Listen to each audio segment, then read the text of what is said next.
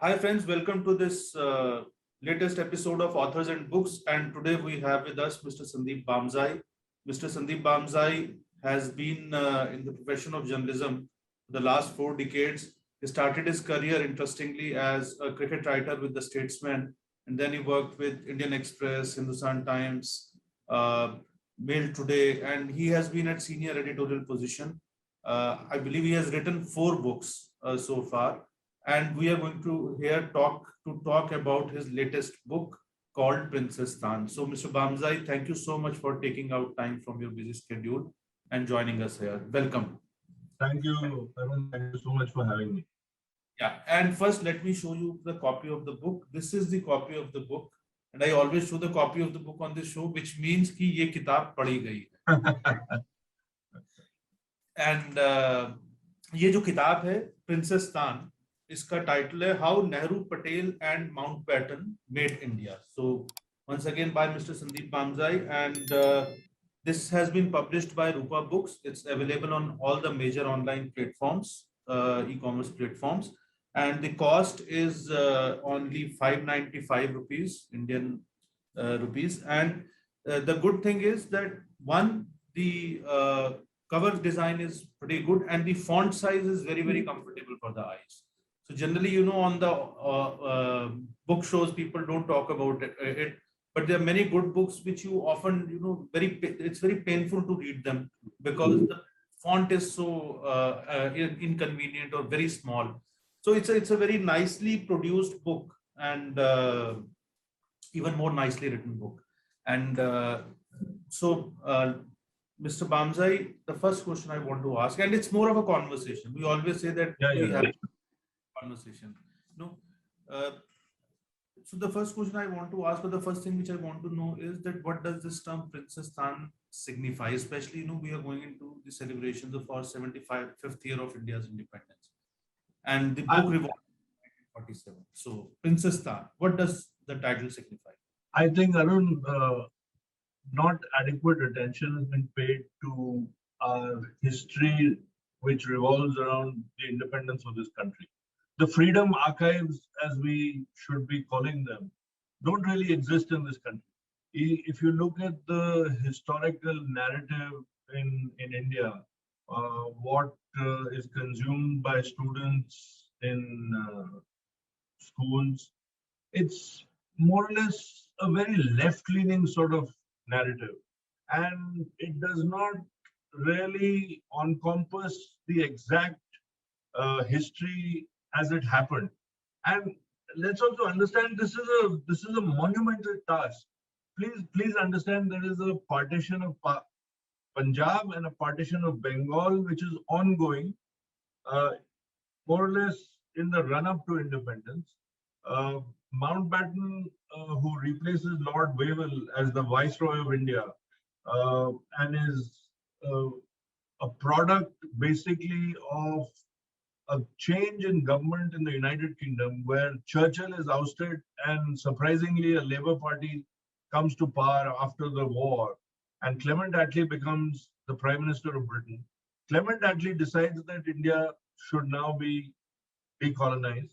Clement Attlee chooses over Wavell and sends Lord Mountbatten to India. There is a history and a legacy about Mountbatten. Mountbatten himself came to India in 1921 along with then Prince Edward as his ADC. Prince Edward then became King Edward of United Kingdom. So he was already familiar with the Darbar and a lot of these princes who existed in 1947. Way back in 1921, he had visited India as the ADC to Prince Edward.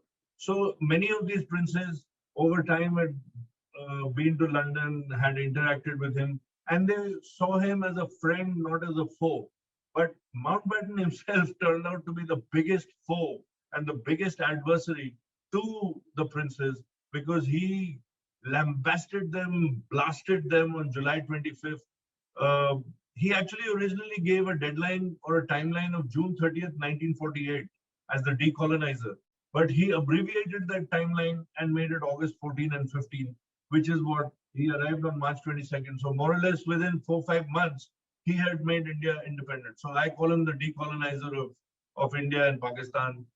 Uh, why I called it Princestan is partly because, as I said, that there is not enough written on this period, and in fact, the biographers of several of India's independence leaders who were mainly congressmen, like Panditji or Sardar Sahab, or even Mahatma Gandhi or various other people, there is no real recollection of this aspect of how India became independent, how partition took place, and more importantly, there were 18 provinces in India, but there were 565 princely states. Some were the size of a duck pond, like say Pataudi on the road from Haryana from Gurgaon to Jaipur.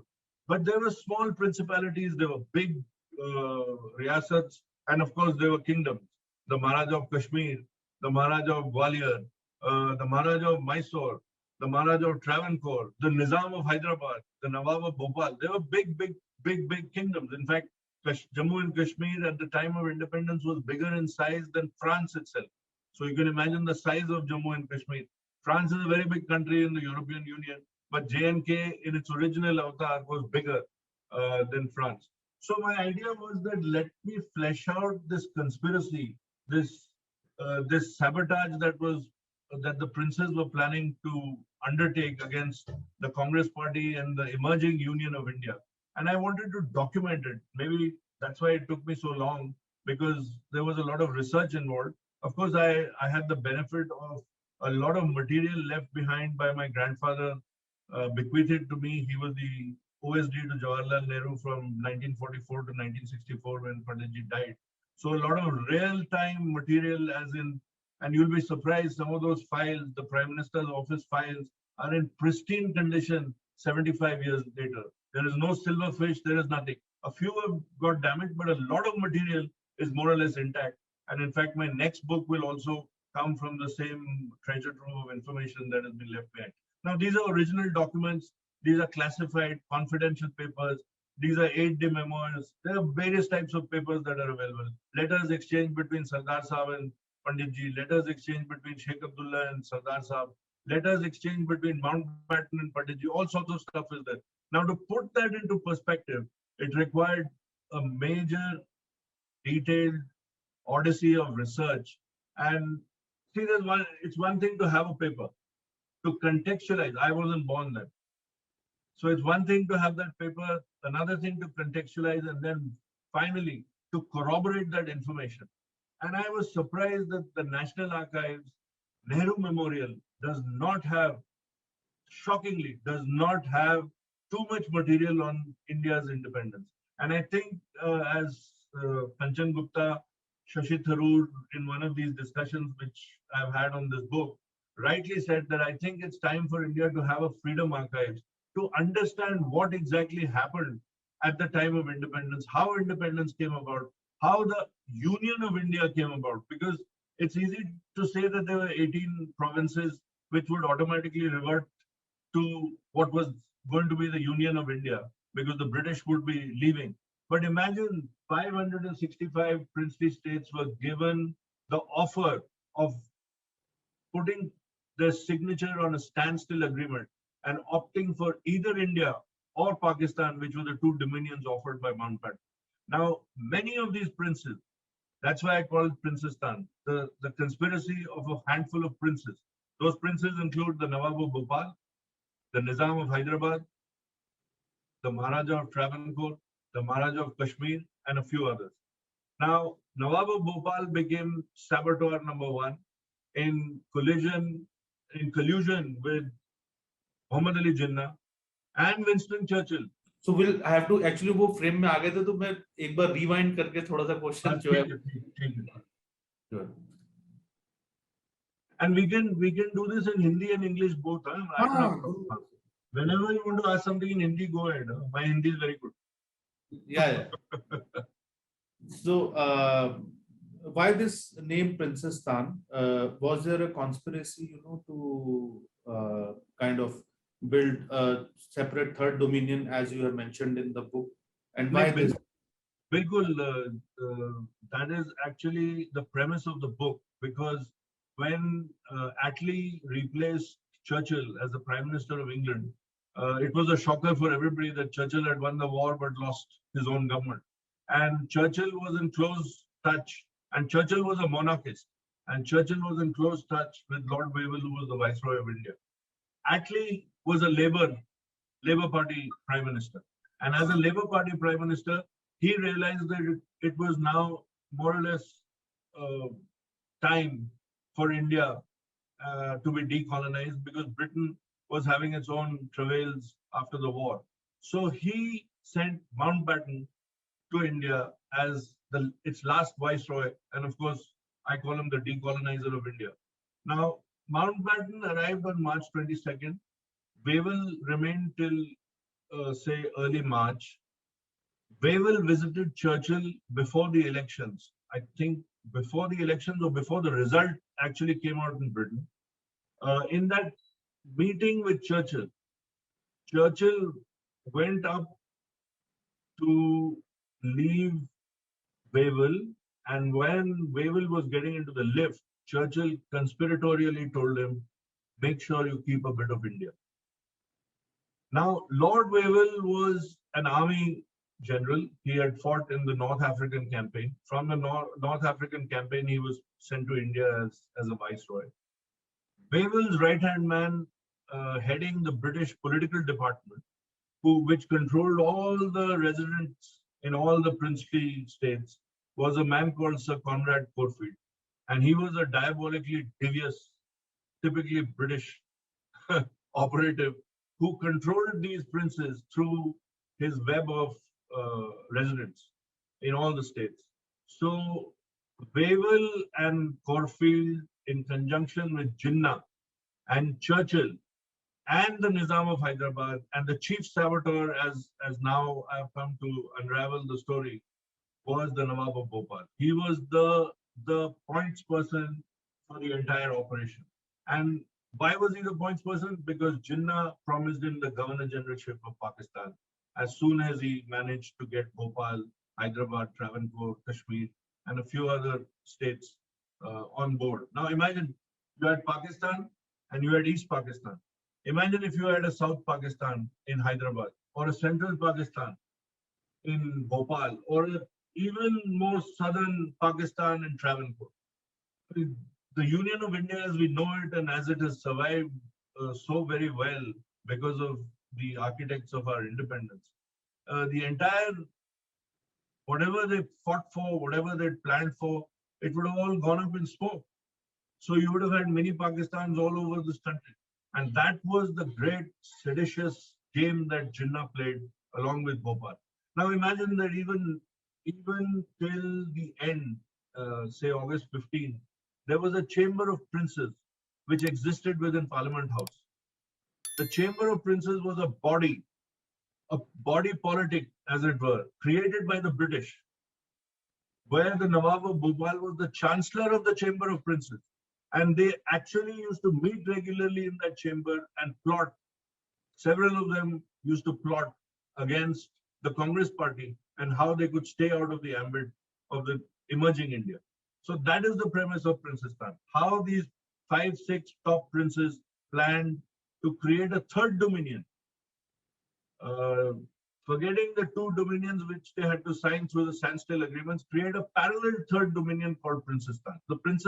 The word Princestan is not mine. The word Princestan is a word which went about in the closed chamber of princes. It is the Maharaja of Bikaner, along with the Maharaja of Patiala, who revolted within the chamber of princes, thereby creating a clique which became more or less communal. You had the Muslim princes on one side and the Hindu princes on one side.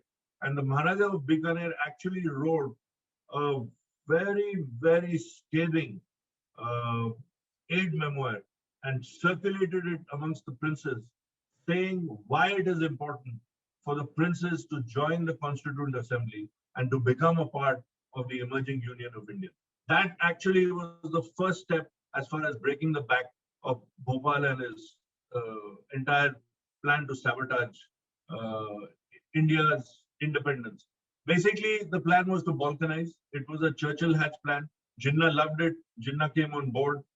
He found an avid follower in the Nawab of Bhopal.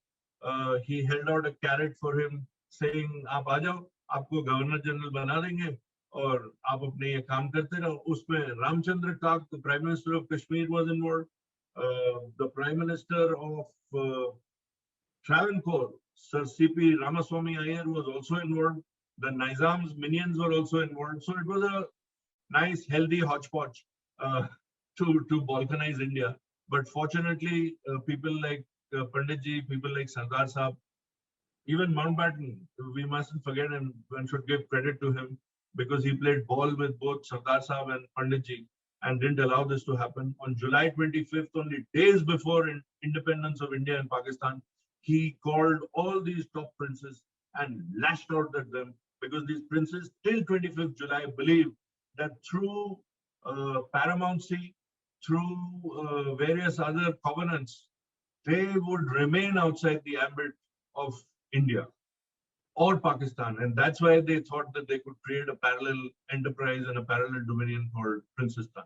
But Mountbatten was scathing. He came in his full regalia that day and he just fulminated against these princes and told them nothing doing. And actually, Bhopal broke down because he felt that he had been stabbed in the back. He felt that the Brits had actually left him at the mercy of the Union of India, as it were, and people like Panditji and Sardar Patel. So it's I think I've really put in my heart and soul to get to the bottom of this conspiracy, and I'm actually quite not just surprised but shocked that even when I read Panditji's biographers like Frank Moraes or Sarvapalli Gopal, there is no mention whatsoever of this strand and how Panditji and then Sardar Sahab. Actually, it's a relay race of sorts. There is Panditji, he's handing the baton over to Mountbatten. Mountbatten hands over the baton to Sardar Patel. Sardar Patel hands over the baton to VP Menon. In fact, even VP Menon's integration of states, which is a real tome, it does not really, it's a very bland, dull as ditchwater description of what happened. You don't get insights into what actually happened. You don't delve deep into the innards of the conspiracy, the sabotage, the mind games that were being played. A section of Deccan princes revolting, a section of Kathiawadi princes revolting, a section going to Gandhiji for advice, another section going to Nehru for advice. In fact, there comes a time where 2 or 3 of the top princes वो सरदार साहब के पास जाके बोलते हैं कि हमें नेहरू से बचा लीजिए. वो बात ही नहीं सुनता है.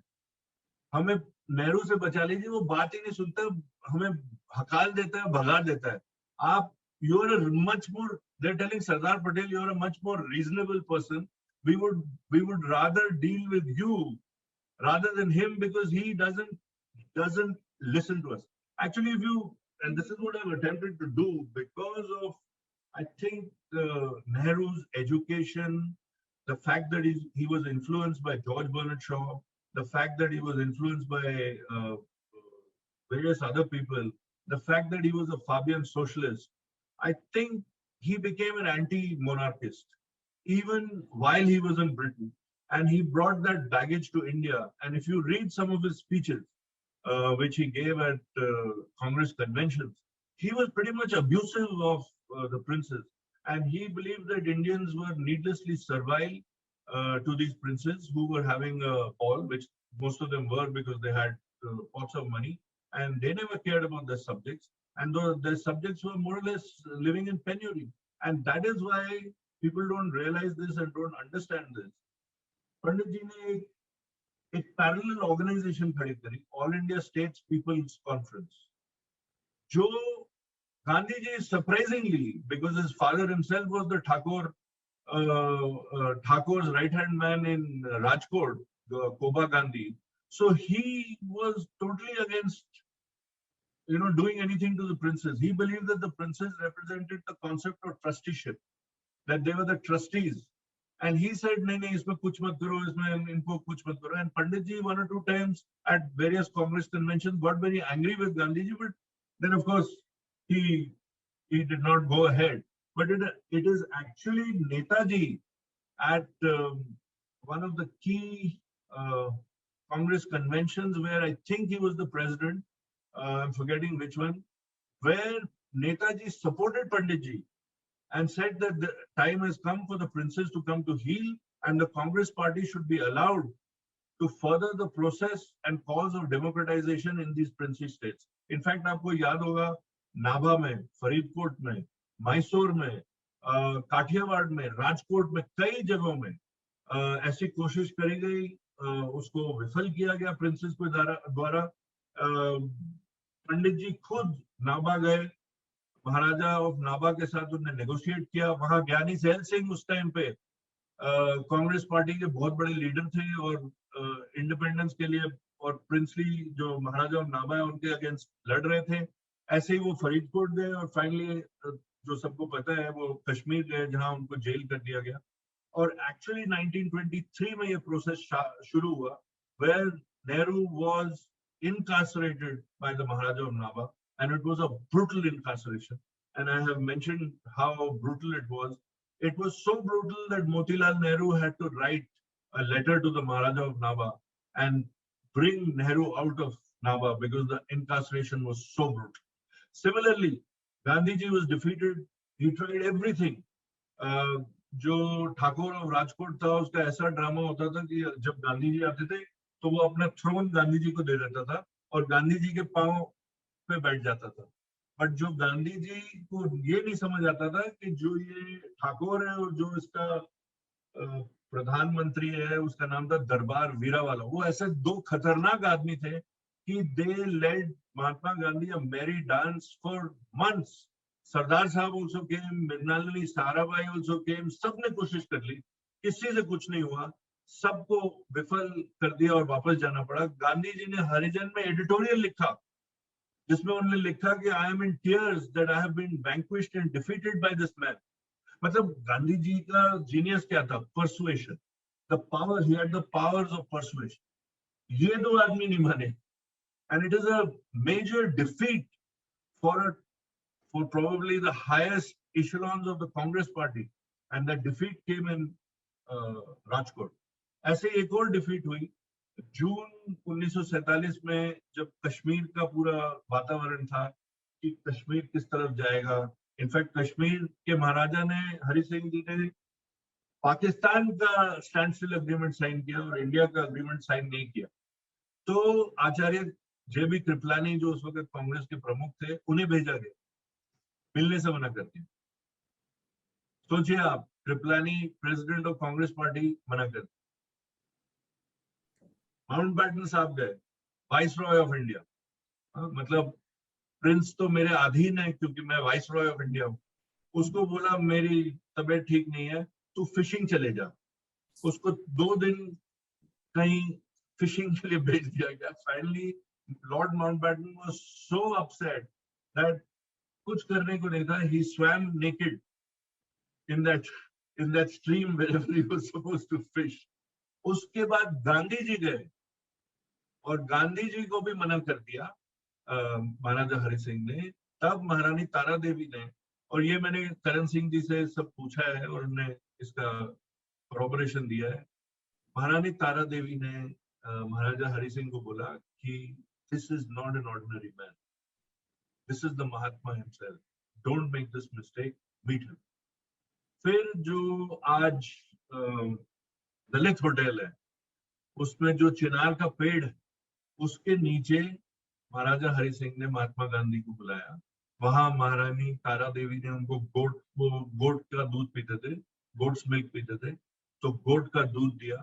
थोड़ी देर के लिए युवराज करण सिंह भी थे, थोड़ी देर के लिए महारानी तारा देवी भी बैठी, बट फिर वो दोनों चले गए।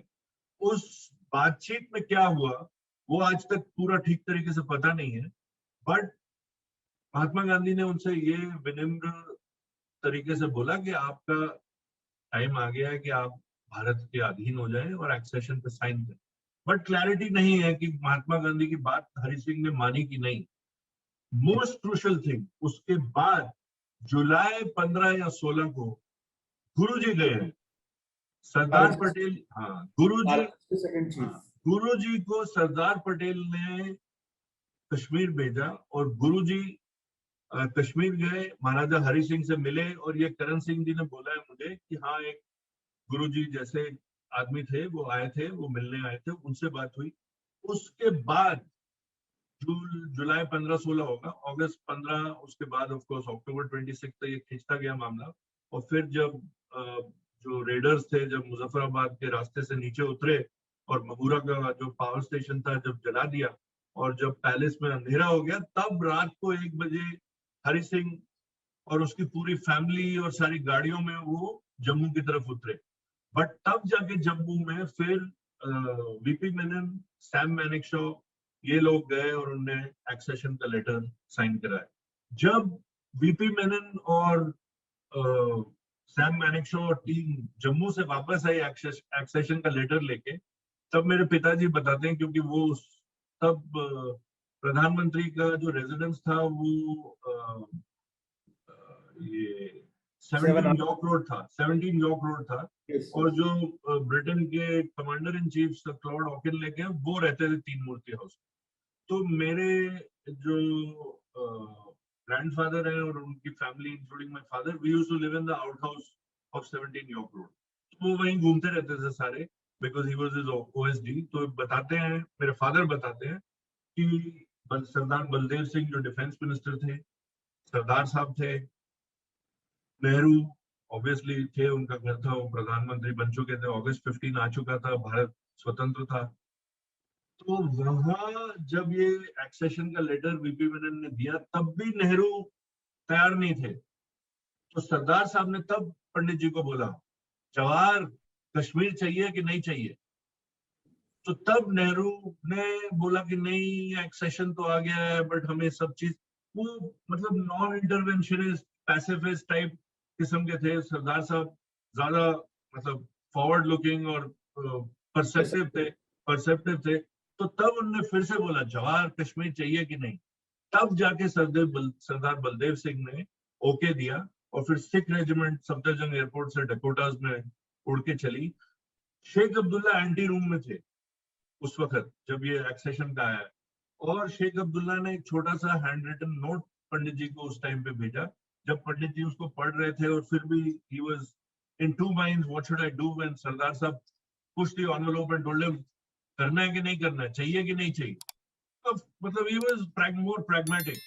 तो फिर डकोटा उड़े और फिर हमने कश्मीर बचा लिया। ये है उस स्टोरी, ये उसका बैकग्राउंड है।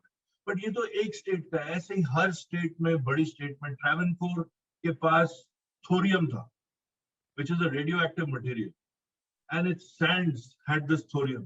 It was trying to do a deal with the Brits to save itself from India and become independent, giving them this thorium. ये सीपी रामास्वामी अय्यर का आइडिया था, इसको भी नेहरू जी ने, पंडित जी ने विफल कर दिया।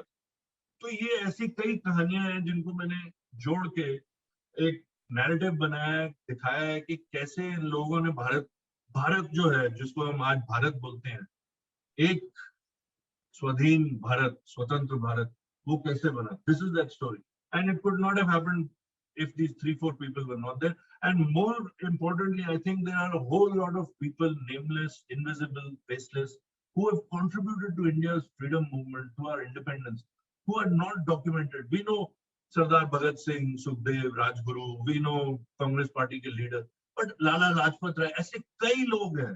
और वो जो एक डॉक्यूमेंटेशन है, वो जो एक हिस्टोरिकल नैरेटिव है, मतलब हमने नेशनल आर्काइव्स तो बना दिया, बट फ्रीडम आर्काइव्स हमने नहीं बनाया। आप सोचिए, इतनी बड़े देश की इंडिपेंडेंस मूवमेंट, और उसके बारे में कुछ नहीं लिखा गया। मतलब बिट्स एंड पीसेस में स्पोरेडिक ये है, बट एक कंटिन्यूअस, जिसको कहते हैं ना, चेन ऑफ थॉट कि कैसे हुआ, ऐसा there is nothing of that.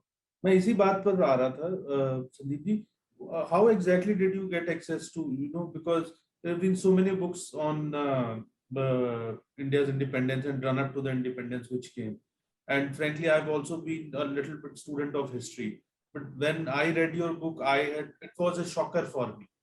It was a shocker for me. First, when I saw the title, then I thought that probably the title has been conceived by the writer, and it's Not at kind all. of fact and fiction kind of a thing, No. frankly. Then when I read the book flap, and then when I read inside, and now you have told also our viewers that it was actually the term which was being used. Absolutely. So, how did you get access to what kind of archives you use, what kind of document? So my grandfather died in 1990, and A bit about your sorry. grandfather. Okay, so my grandfather was the chief of bureau of Blitz in New Delhi.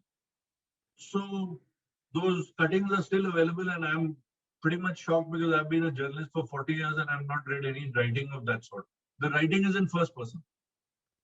The stories are all virtually on page one, always, because there are such big stories. The thorium deal, the keep a bit of India deal. They've all appeared. Some of these have appeared in Blitz. Many of these stories have appeared in Blitz. So the way the writer writes these stories, which in this case is my grandfather, is in first person. I asked Mountbatten. I asked Jinnah. Jinnah told me. I asked Sardar Patel. Sardar Patel told. I mean, in 2021, you cannot even think or visualize of a narrative or a story being written by a journalist in this manner. So this is news reporting. This is not a first person column. It's news reporting. So when he passed away, he told my father that I am leaving behind lots of papers. I think this boy can. I was already a journalist. I think this boy can do justice to it. To it, make sure that he gets it. I unfortunately was in Bombay working when he passed away, so I could not be with him. I could only come later after he passed away. So he left this, but full credit to my mother because she has kept these documents in pristine condition. And in 2006, when I left the Hindustan Times, I decided that something should be done about those papers, and I took a brief sabbatical. And from that emerged the first of what I believe is a trilogy. It was Bonfire of Kashmirian, Deconstructing the Accession to India. From those papers, I wrote what I think is the most authentic narrative of how accession came about. I don't think several myriad things given in that book have ever hitherto been published or documented before. But while I was researching for that book and while I was writing that book, I found various papers, various uh, confidential classified documents regarding the princes.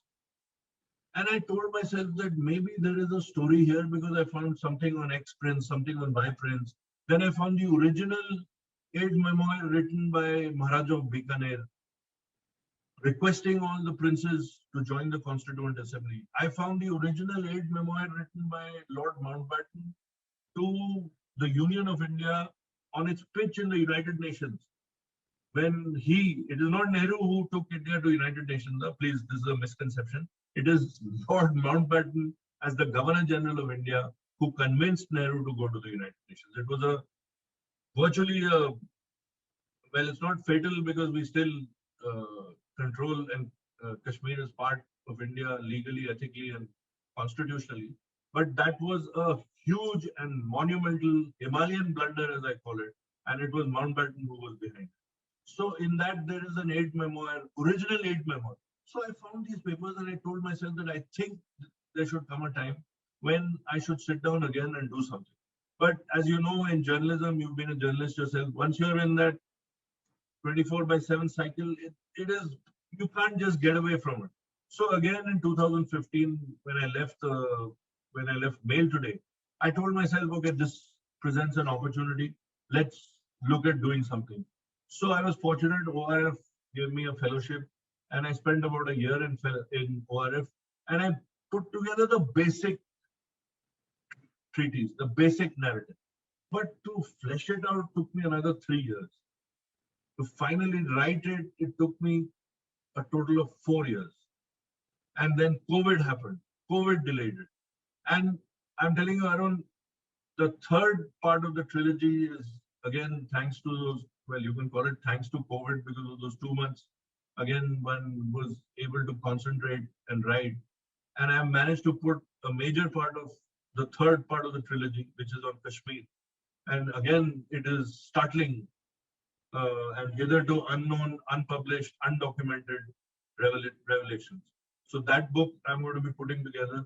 Hopefully, I should be able to give it to Rupa again, and we're looking at a 2022 release. This will be the third part of the trilogy, and I think this will complete the trilogy. But believe me, there is even more material, and I could do at least two more books after that. I think probably you should be looking at, we hope that on one of these OTT platforms, No, either. I've been told, one or two people have already told me that. And when I saw The Crown or The Empire more recently, I am convinced that I have something which is at least equivalent in terms of a story, and a story to be told like The Crown, because this story can fly on OTT. I will definitely be pursuing that. Uh, So great. I just want to ask you one thing. There have been many stereotypes which have been, because I'm asking this question specifically, of course, because the way things which you have written in the book, and then how Nehru, Patel, and Mountbatten made India. Now there has been a stereotype. There has been generally, both Nehru and Patel. They are basically they have been projected as poles apart. They have been projected as personalities, strong personalities who were perpetually clashing with each other. There were more points where there was a difference of opinion rather there was a unanimity. This is the image. This is these. This is so while coming across while writing this thing, will deal with the Mountbatten later. Yeah, but while so how what do you think? Is it this has been hyped too much because of the battle of narratives, or I think, yeah. Tell me. No, complete what you were saying. whether this thing has been hyped too much? Because in when you are governed, when like Vajpayee and Advani, they had difference of opinion on Of course. many. Everybody, Indira Gandhi had difference of opinion with True. so close lieutenants. So there are always difference of opinion, but do you think that it has been hyped too much? How do you see the personalities? Because it's very interesting what you said. It's like they were working in perfect tandem, but that is not generally the way things are projected. Absolutely, absolutely. I think you're absolutely right that there is an element of hype that create a sense of friction between these two very tall leaders. Now, let's understand there was a holy trinity which was basically running India's independence movement. Brahma, Vishnu, Mahesh. Mahatma Gandhi obviously being Lord Brahma, and then Vishnu ji and Mahesh ji, and Nehru ji and Patel ji. So Pandit ji and Sardar Sahab and Mahatma Gandhi at the apex of the pyramid. This was the triangle as we know it. Now, from whatever I read, from whatever I have seen, heard, from the anecdotal evidence, unfortunately, my grandfather, who I was very close to, never ever spoke about what he did. He never ever discussed politics or any such thing. So there is no referral point as far as he's concerned. It's only the papers that he left behind. There are no notes that he left behind. No notes whatsoever. Only papers. So whatever I put together is basically looking at a continuum from those papers. There are no notes. No notes whatsoever. The anecdotal evidence comes from my father because he was in that same household and he grew up watching all these things happening, people coming, going, etc., etc. I'll give you one small example. This would be 1947. It would be post-independence. Jawaharlal Nehru is installed as the Prime Minister of India. Sardar Patel is the Deputy Prime Minister and the Home Minister. My father incidentally named Jawaharlal by his father after Jawaharlal Nehru because my grandfather was obsessed, like many people of that generation, obsessed with Jawaharlal Nehru. And because he was also a Kashmiri. So my father was also Jawaharlal. So my father is playing in 17 York Road in the garden. Panditji comes out. There is no, this security, tamasha, those days. So Panditji just comes out. He says, "Are Jawahar, kya kar rahe ho?" So my father is saying that he's pottering in the garden. Now, this is a story that is told to me. So Panditji tells him, "अरे छोड़ो ये सब, चलो मेरे साथ."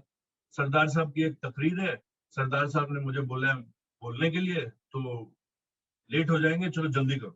So he takes my father by his hand and goes to this takreer where Sardar Sahab is to speak. But Sardar Sahab says, Pandit ji aap aaye, bahut acha laga, aap boliye.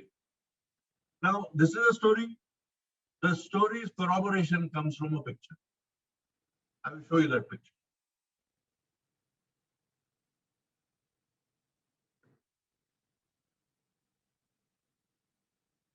Okay. Pandit Nehru speaking, Sardar Sahab sitting, Sardar Patel sitting. Huh? My father, Jawaharlal, sitting at Pandit ji's feet. So this story has to be true. The story cannot be. And there are such pictures at home where again Pandit ji comes out and says, Jawahar, kya kar rahe ho? So he says, kuch nahi, aise hi khel raha hu. So he says, nahi, Sheikh Sahab को छोड़ दिया है हरि सिंह ने, तो Safdarjung airport पे आ रहे हैं, तो मेरे को उनका इस्तकबाल करना है. So again he takes this boy by his hand, and again there is this big picture, Sheikh Abdullah standing, one small boy holding Panditji's hand. Again, that is my father. So again, it is true. So yes, they were two tall personalities. Yes, both played integral roles in our independence movement. Yes, there were differences of opinion. You're absolutely right. There could be differences of opinion on several issues. On Kashmir, for instance, there was a major difference of opinion. Sardar Patel always thought that he should have been allowed to control the affairs. He wasn't able to. Now, you remember the police action that took place in Hyderabad. It was a Sardar Patel operation. It was called Operation Polo. He surrounded Hyderabad. There was a battle. Razakars were killed. India emerged victorious. We took over Hyderabad. Was Nehru a pacifist? That question is answered when Goa is overtaken in exactly the same manner. And this time there is hardly any bloodshed. And please remember, Goa was Portugal. Portugal had a big voice in Europe and in the Western world. Despite that, and despite the fact that Panditji was non-aligned, he fought, he surrounded Goa and he took over Goa. So I don't believe, I think a lot of this is hype. A lot of issues that have been thrown up in the last few years have emerged because of this so-called dissonance between the two. Sardar was never on the same page as Jawaharlal Nehru as far as Kashmir was concerned. Kashmir was, for some reason, Panditji was so besotted with Kashmir that he never allowed Sardar to intervene or interfere. In fact, it's a very important thing that I'm saying. Sardar Patel was made Minister of States along with Home Minister in July 1947. But Kashmir was not part of the Ministry of States. It is, if I remember, the famous, another person who used to be Prime Minister of various states, he was Prime Minister of 2-3 states, he was given that particular, Sir Gopal Swami Iyengar was made the Minister in charge of Kashmir. It is only later when Panditji realized that he was to rule India, he was to lead India, that Sardar Patel was given a free hand with Kashmir. Again, very important milestones. When Hari Singh was forced to abdicate, and Hari Singh abdicated, it was Sardar Patel who called him to Delhi along with Maharani Tara Devi. And it is Sardar Patel who told Maharaja Hari Singh that we cannot have you sitting in Jammu anymore. Sheikh Abdullah has to be given a free hand, and you will move to Mumbai, and you will not be able to go back to Kashmir. Maharaja Hari Singh never returned to Kashmir. He died there. Maharani Tara Devi similarly was sent off to Dehradun. She was not allowed to go back to Kashmir. It is only the Yuvraj who became Sadr Riyasat, Yuvraj Karan Singh, who was allowed to go back to Kashmir. And Yuvraj Karan Singh was trained by both Panditji and by Sardar Patel. So at most times they were on the same page. But it is said that on the day of the assassination, well said, it is part of it is historical documentation, that on the day of Mahatma Gandhi's assassination on Jan 30th, 1948, both Panditji and Sardar Sahib had visited Mahatma Gandhi. Only hours before his assassination, where Sardar Patel is reported to have said that I cannot work with him anymore. Now, this is part of fable. This is part of, we don't know. Is it an urban legend? Is it a myth? But it is said that he said that, I'm sorry, I cannot continue working. But thereafter, when Mahatma Gandhi died, they came together. And though Sardar Sahab died, unfortunately, only in 1950, for those next 3 years, they worked in tandem together. I'll tell you one more very interesting and very, very pertinent story. And this is again historically documented. It is Lady Mountbatten, Edwina Mountbatten, who calls VP Menon and says, Dekho, Mountbatten has gone for a few days to Shimla to cool off because there is so much happening. This is in the, the final fling towards independence. And she says, Jawahar has also gone to Shimla. They are staying separately, but both have gone to Shimla to cool their minds. So, make kaam karo, tum jao. You want to do this? You go to Kashmir.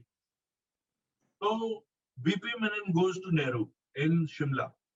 He shows him a plan, which is basically the Dicky Bird plan, which is what Mountbatten called his own plan, the Mountbatten plan, which he himself later said that was not the right plan. The Dicky Bird plan was junked by Nehru in Shimla. And Nehru then told Menon, ki aise aise karo, aise aise banao, aise aise dekho. Menon then goes to Mountbatten again in Shimla. He's in Shimla also. He goes to Mountbatten and says, Nehru has said, ye karo, ye change karo, isko aise karo, isko aise karo. Mountbatten comes on board.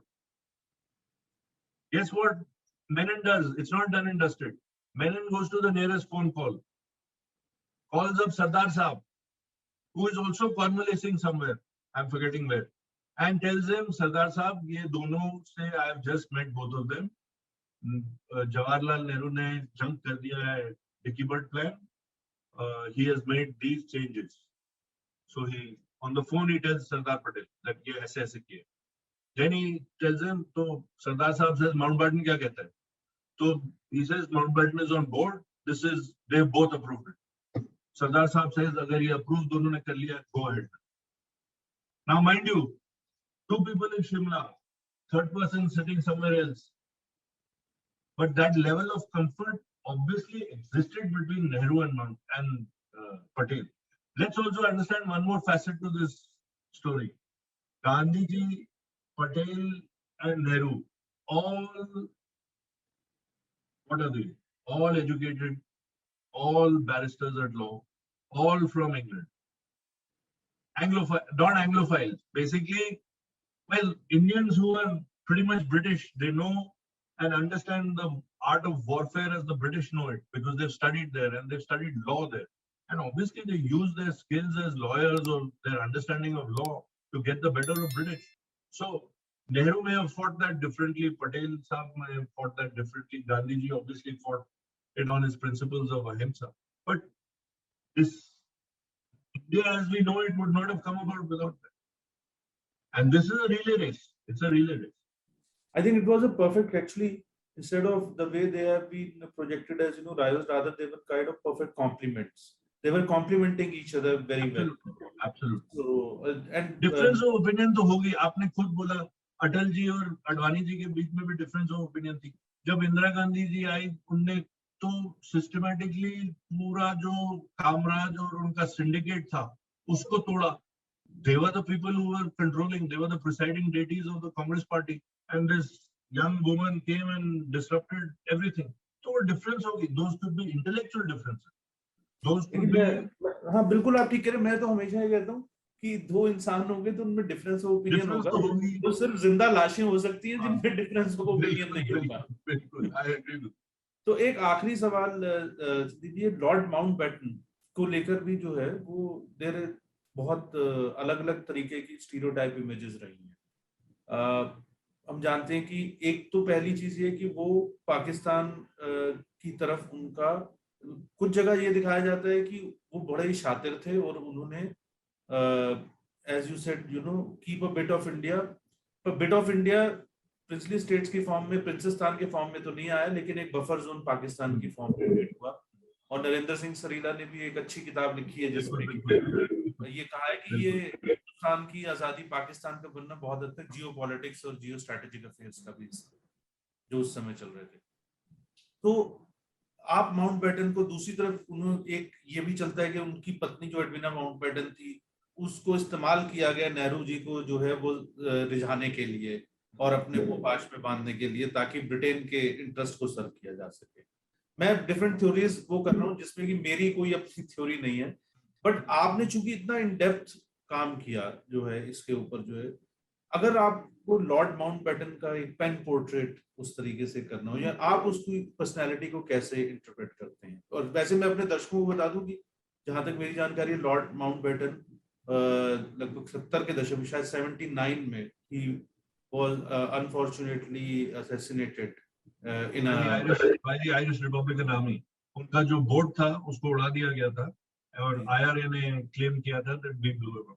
सो जी जी। तो आप Mountbatten Mountbatten को कैसे और Mountbatten एक जो last भी चीज, मैंने जो माउंटबेटन के बारे में जितना पढ़ा, और वो है कि वो जब नेवी में थे तो उन्होंने कोई, he did not actually do very well when he was in navy, and in fact जो है वो माना जाता है कि मतलब मैदान छोड़कर भागने वालों में से का हाँ, काम उन्होंने वो किया था।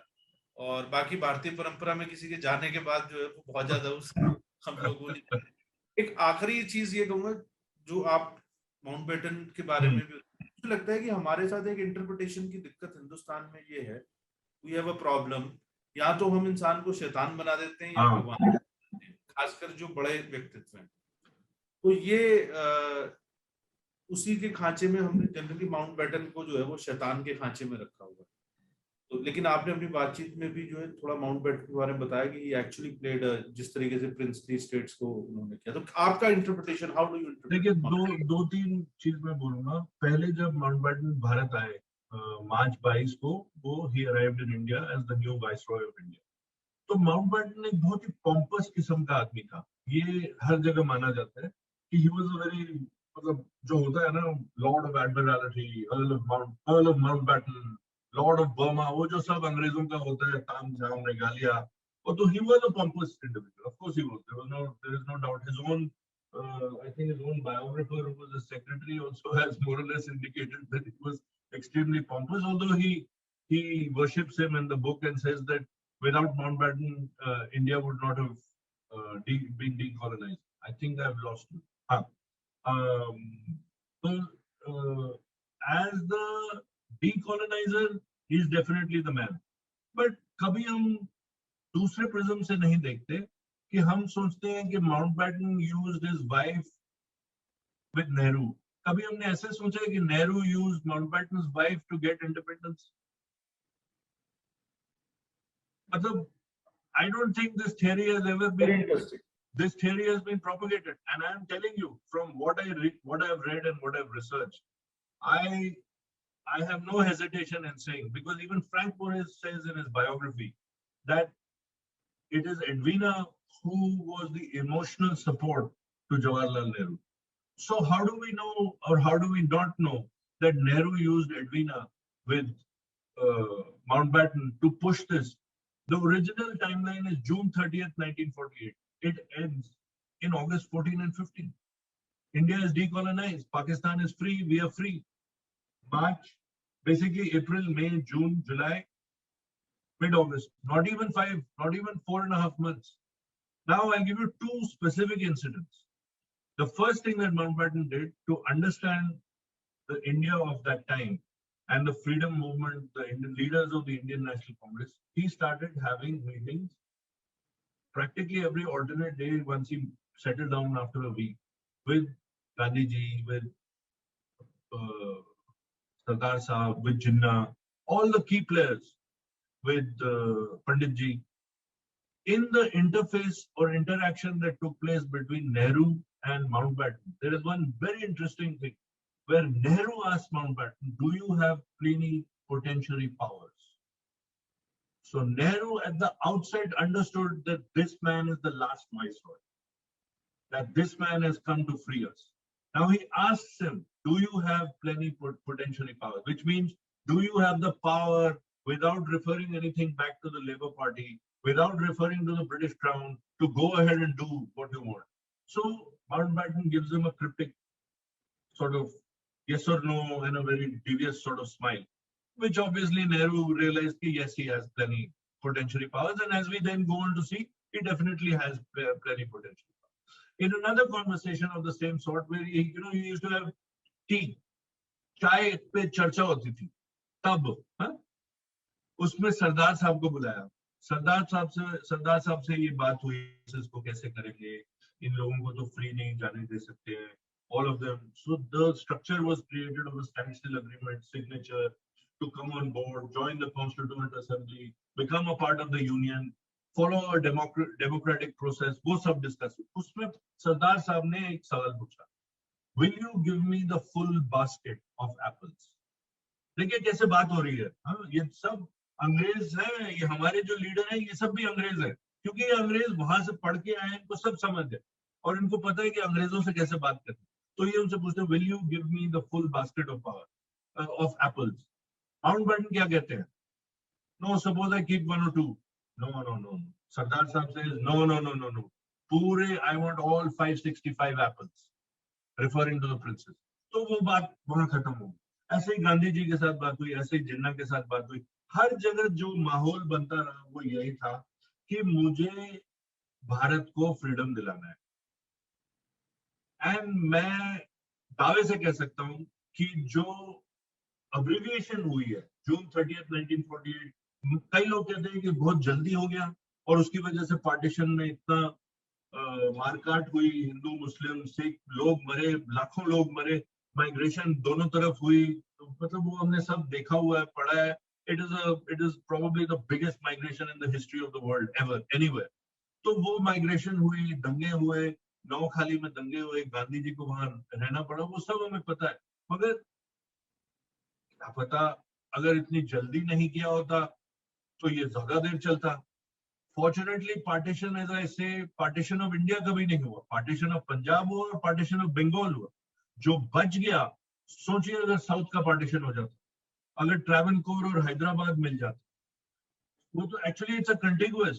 ट्रावनकोर विच इज केरला, हैदराबाद कहीं जाके मिलेगा उनको, because Hyderabad ended in Kolhapur, पुराना जो निजाम का हैदराबाद, उसके ऊपर भोपाल है. तो अगर ये पार्ट बन जाता है और ये एक साउथ पाकिस्तान बन जाता तो भारत का क्या होता. तो हाँ, लोग मरे, लोग लोग मतलब जो पाकिस्तान में लोग रहते थे या जो ईस्ट पाकिस्तान में लोग रहते थे, जो हिंदू वहां से आए या जो सिख आए, जो अपना सब लुटा के वहां से आए, वो obviously it is a very important part of Indian history. But क्या पता वो बाद में भी होता, वी डोंट नो. बट जो हुआ वो 5 महीने में सब खत्म हो. और आप सोचिए कि जब हम ये प्रिंसेस के साथ अभी नेगोशिएट कर रहे हैं, जूनागढ़ ने साइन नहीं किया, वहां रेफरेंडम हुआ, रेफरेंडम में सारे जूनागढ़ के वासियों ने बोला कि हम भारत के साथ जाएंगे. कश्मीर में रेफरेंडम नहीं हुआ क्योंकि रेडर्स आ गए. हैदराबाद को हमने टेक ओवर कर लिया, सराउंड कर लिया. तो कश्मीर 26 अक्टूबर को भारत के अधीन हुआ, जूनागढ़ में रेफरेंडम हुआ, हैदराबाद 1949 में आया. तो कई पार्ट, 3-4 ऐसे बड़े बड़े प्रोविंस थे जो इंडिपेंडेंस के टाइम में भारत के अधीन नहीं हुए थे, वो अभी भी फ्री थे. तो भारत का जो मतलब जो कैबिनेट है, जो पॉलिटिकल फ्रेमवर्क है, उसको नॉट ओनली प्रिंसेस के साथ डील करना था. कश्मीर में एक लड़ाई चल रही थी, वो लड़ाई 1 साल से ऊपर चली, उसमें देखना था, उसकी इंडिपेंडेंस देखनी थी, उसको देखना था कि इंडिया के साथ अलाइन होगा कि नहीं, पाकिस्तान की तरफ जाएगा. तो वो एक बहुत ही मतलब इट्स लाइक अ फॉग. उसमें आपके फॉग में आपको चल के आपको सब सोचना था. तो ये माउंटबेटन ने उस टाइम पे बहुत ही इंपॉर्टेंट रोल प्ले किया और हर टाइम में कोशिश करी. और मेरा तो जैसे हिस्ट्री बताती है और जैसे मैंने भी पढ़ा है और जो रिसर्च करी है, मुझे तो कहीं लगता है कि it is not Mountbatten who played Edwina with Nehru. It is Nehru who played Edwina with Mountbatten. And I am a firm believer that independence would not have happened. मैंने आपको कई incidents भी बताए, जैसे VP Menon, Edwina Mountbatten is sending him, आप जाइए. What is your locus standi in the matter? Now it is also said that there was a major difference of opinion between Edwina and Lord Mountbatten. Banti nahi thi dono ki. And Edwina was not very happy coming to India. And she had wanted this, whatever he had to do here, to be completed very quickly so that she could go back to the Society of London. ये ऐसे सब ये conspiracy theories नहीं है. This is based on anecdotal evidence and fact. So I think he wouldn't have become independent so quickly, despite Attlee pushing his agenda. And I think Nehru definitely played Athena with Mumbai. I think it's it's the other way around, not the way we know it. And I think India benefited because of that. Whatever relationship they had, I think India benefited. And there was, uh, from what Frank Moraes writes and other people have written, there was definitely some sort of relationship between the two. Now, whether it was merely emotional or beyond that, I can't say. I was not wrong. I was not around. No, Sandeep, thank you so much. I think it has been a brilliant conversation. Most welcome. Thank you And for having me. yeah, and once again, I want to tell our viewers that this is the book about which we have been talking, Princestan. It has been published by Rupa, available in the form of ebook also, and by Mr. Bamzai. And he is planning to come out with the third book, which is going to be part of kind of this trilogy in 2022. So you must catch on with both the books, especially the latest one, because Independence Day celebrations are the flavor of the season. So if you really want to get the right perspective, and I think Sudeep, one more compliment which I want to give to writers like you is that I think professional historians have done more damage in India than anybody else, and amateur historians, as we call writers who don't have academic degrees in history but write on it, have done more good for the for history and for the country, and bringing back the right kind of facts and figures. So, and it's great to see this species of amateur historians Yeah. growing by leaps and bounds. And I think internet and other things have made it much easier also. I just want to add one thing, that I am a student of economics. I studied economics in college in Calcutta University. I was fond of history, but history as we know it, as it is, read in school. But I fully agree with you that the documentation over a large period of time of Indian history, particularly the ones that we read in school, and I think even in colleges, though I didn't study history in college, is completely left leaning. And I'm actually shocked at one level and hugely surprised that there are such deep pockets of of solid content vis-a-vis history, which we have not understood, which we have not reported, which we have not revealed. And I think today I'm totally immersed in history. Wherever and whenever I get an opportunity, I start reading. On whatever I see or hear, I start reading. And you called me an amateur historian. I'm actually complimented when you say that, because I am an amateur historian, and I've become so obsessed at one level with history that wherever and whenever I get an opportunity, I'm reading of history. I don't read economics anymore, or I don't read X and Y stuff. I read only history now. And um, I think the government of the day, and maybe governments of the future, particularly the government of the day, should actually look at creating something like the Freedom Archives, the Independence Archives, because there is so much that has happened between 1939 and 1947, which is not reported, which is not understood, which is not comprehended, and which is not studied by people in this country. In fact, from the time the Second Great War begins to till such time as India becomes independent, it is a fantastic period of Indian history, modern Indian history, because that is the period which captures the underlying ethos of what India's independence was. And there are independences, there was something called the Tagorites. There were all sorts of people doing all sorts of stuff. It's not necessary that it was the Congress was the fountainhead. No, there are people who fought for independence. And this goes beyond the pale of the Congress party, which of course was the preeminent and predominant party.